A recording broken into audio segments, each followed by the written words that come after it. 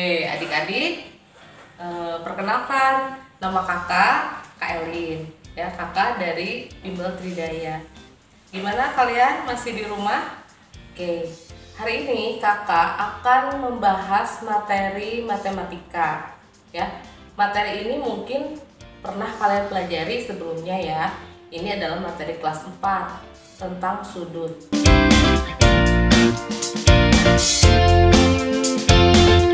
Nah, sebelum kakak menjelaskan tentang sudut, mungkin kalian pernah memperhatikan, ya, di sekitar rumah kita itu juga banyak terdapat sudut. Misalkan di pintu, ya, atau pojok-pojok, ya, pojok atau sudut itu mirip, ya, sama. Nah, sebelum belajar sudut, kalian pernah belajar tentang garis, kan, ya? Garis itu apa? Garis itu adalah kumpulan titik-titik, ya. Nah, sedangkan sudut apa? Nah, sudut juga terbentuk karena garis, ya. Jadi sudut itu terbentuk karena perpotongan atau pertemuan dua buah garis, ya. Maka daerah hasil perpotongan ini namanya sudut, ya. Jadi seperti ini misalkan, ya. Kita lihat, ini ada garis OB, ya. Ada garis OB dan ada garis OA, ya. Mungkin tadinya ini tidak bersatu, tidak bertemu. Nah, tetapi ketika si garis ini kita perpanjang, ya, karena tidak sejajar, maka dia bertemu. Nah, maka perpotongannya ini akan membentuk yang namanya sudut, ya. Sehingga OA dan OB, jadi garis OA dan garis OB, ya, OA dan OB ini dikatakan sebagai kaki sudut, ya. Nah, sementara titik O ini adalah titik sudut, ya. Nah, ini namanya sudut apa? Sudut ini namanya sudut AOB. Jadi AOB, boleh juga kita mengatakan nama sudutnya adalah sudut BOA. Nah, penulisan sudut, ya, menggunakan nama seperti ini. Jadi ini dibacanya sudut AOB atau sudut BOA. Paham? Oke, sekarang kita lanjut ke jenis sudut, ya. Nah, secara umum jenis sudut itu ada 3 jenis, ya. Pertama ada yang namanya sudut siku-siku. Nah, kenapa namanya siku-siku? Karena mirip dengan siku kita, ya. Jadi ada bagian yang tegak, ada yang bagian yang datar, ya. Jadi ini tegak lurus, tegak dan datar. Dan ini besar sudut siku-siku ini adalah 90 derajat, ya. Kalian bisa lihat di mana saja menemukan sudut siku-siku? Banyak, ya. Di papan tulis ini juga pojok-pojoknya terdapat siku-siku, ya. Pada buku tulis juga terdapat siku-siku. Pada jendela yang berbentuk persegi panjang juga terdapat siku-siku. Pada pintu juga terdapat sudut siku-siku, ya. Jadi sudut siku-siku itu adalah sudut yang besarnya 90 derajat. Lalu ada yang namanya sudut lancip. Nah, sudut lancip itu seperti apa? Berarti sudutnya lancip, ya, tajam. Nah, kalau kita bandingkan dengan sudut siku-siku, lebih besar mana? Ya, ini sudutnya lebih kecil dari sudut siku-siku ini. Jadi sudut lancip itu sudutnya kurang dari 90 derajat. Karena lebih kecil dari siku-siku, ya. Jadi berapa saja sudut lancip? Pokoknya sudut yang besarnya mulai dari 0 sampai 90, mulai dari 0 sampai kurang dari 90 derajat, ya. Jadi sudut lancip itu sudut yang besarnya kurang dari 90 derajat. Ya, lalu berikutnya ada sudut tumpul. Nah, kalian perhatikan, ini bagian sudutnya tumpul, kebalikan dari sudut lancip, ya. Nah, sudut tumpul ini kalau kita bandingkan dengan sudut siku-siku ini, besarnya kira-kira lebih besar atau lebih kecil? Ini tentu lebih besar. Jadi sudut tumpul ini adalah sudut yang besarnya lebih dari sudut siku-siku, berarti lebih dari 90 derajat. Nah, ya, sebetulnya jenis sudut yang lain ada, ya. Ada namanya sudut pelurus, ya. Sudut pelurus itu dia membentuk yang namanya setengah lingkaran. Jadi kalau kakak tambahin di sini, ya, ada sudut pelurus.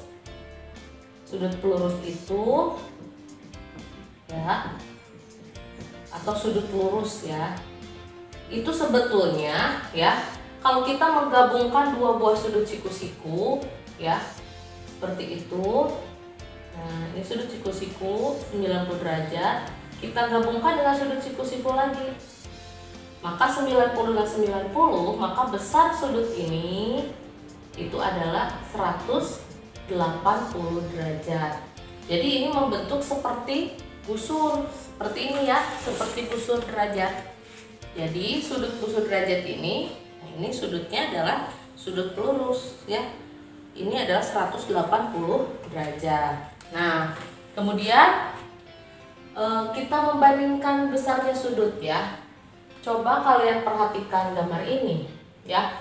Manakah yang lebih besar? Apakah sudut A atau sudut B di sebelahnya? Nah, kita bisa membandingkan besar sudut yang mana yang lebih besar itu dengan cara dihimpitkan seperti ini. Jadi kalau misalnya sudut A dihimpitkan ke sudut B, maka akan terbentuk gambar seperti ini. Kita bisa lihat perbandingannya ya. Yang ini, nah ya, yang ini yang sudut A, sedangkan sudut B ini dari atas sampai bawah sini. Jadi kita bisa bandingkan sudut A ini lebih kecil daripada sudut B ya. Nah, lalu bagaimana cara mengukur sudut? Nah, cara mengukur sudut bisa dilakukan dengan dua cara. Pertama adalah dengan menggunakan satuan tak baku atau satuan tidak baku. Mirip dengan seperti ini. Misalkan ya, kita anggap ini sudut A ini adalah satu satuannya ya. Satu satuan. Ya, ini satu satuan sudut.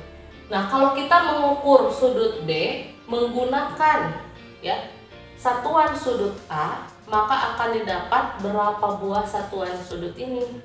Kita tempelkan di sini, dihimpitkan. Ternyata nih ya, kalau kita lihat nih ya, sudut B ini yang besar, yang ini ya, yang ini itu adalah 2 kali dari sudut A, sehingga besar sudut B ya, besar sudut B itu adalah 2 satuan ya, 2 satuan sudut A. Oke, jadi bisa menggunakan seperti itu, tapi itu tidak baku. Nah, kalau yang menggunakan satuan baku mengukur sudut itu adalah menggunakan busur derajat. Kalian pernah menggunakan busur derajat? Nah, bagaimana cara menggunakan busur derajat? Kalian perhatikan ya. Kalau di rumah punya busur derajat, boleh diperhatikan, dilihat. Di sini ada angka-angka, ya.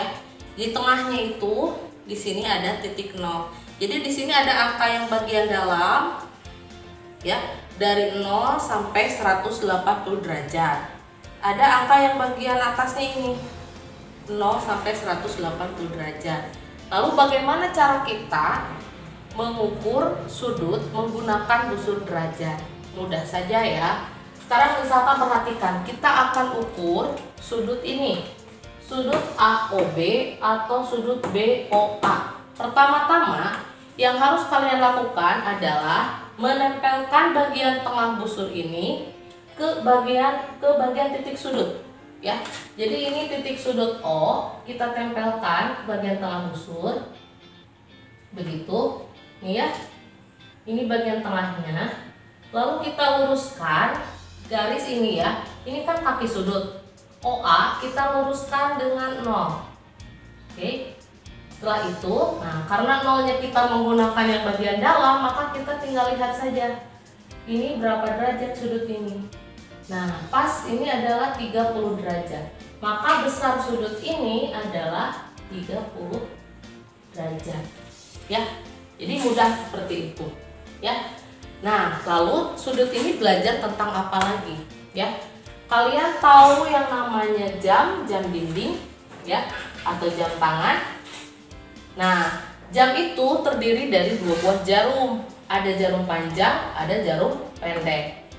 Nah, ketika jarum panjang dan pendek itu disatukan, ya seperti pada jam ini, itu akan terbentuk yang namanya sudut.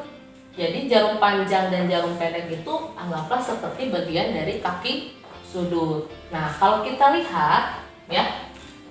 Nah, misalkan Kalau jam 4 berapa ya sudutnya? Jadi dalam jam itu, sudut jam itu ada yang namanya sudut terkecil.